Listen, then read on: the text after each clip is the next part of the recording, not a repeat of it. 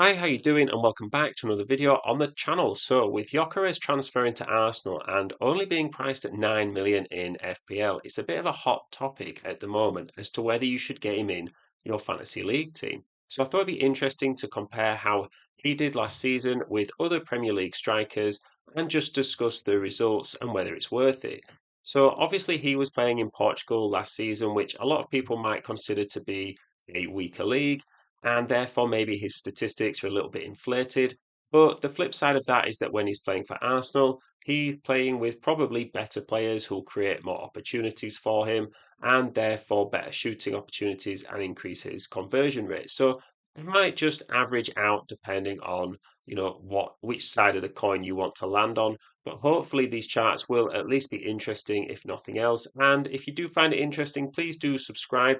Honestly, the channel's been so well supported in pre-season. I really do appreciate it. We're a small channel trying to grow, so if you do want to subscribe and help us out, that would be really appreciated. So let's take a look at the first chart.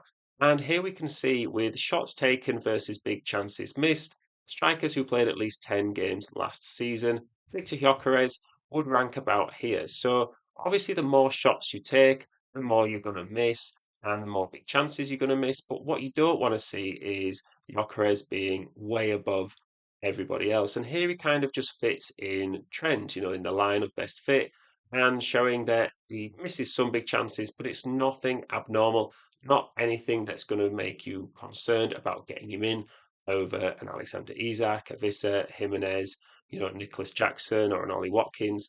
I think he's absolutely fine there. And at the price that he is, considering he's cheaper than the strikers immediately around him, I think he probably represents better value for money in this area.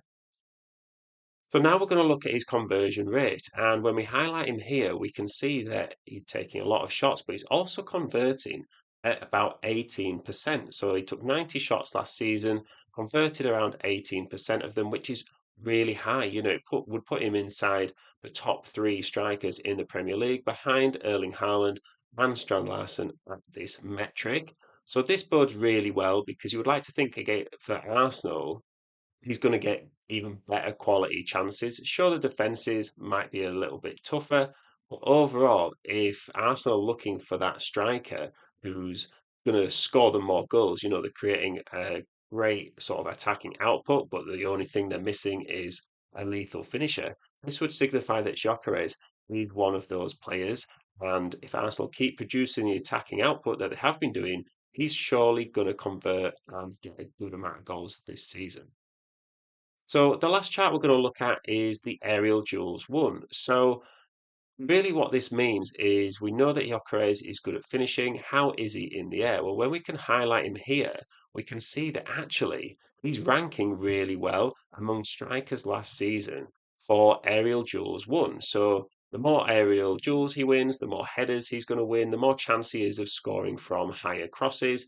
And obviously, Jorgen Strand Larsen is head and shoulders literally above everybody else in this chart.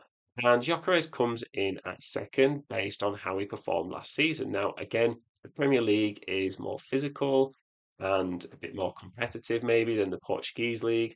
But he is about 6'4" in height, so he is going to be at least challenging in the air for these crosses. So overall, I think he's a really good option to get in. And at 9 million, be amazed if he's not over 50% owned by the time the first game week rolls around. So let me know what you think in the comments. Are you going to get Gyökeres into your fantasy league team? Are there any other players that you want me to take a bit of a deep dive into and have a bit of a compare on the graphs? I'm more than happy to help out if it's going to help you guys make your decisions.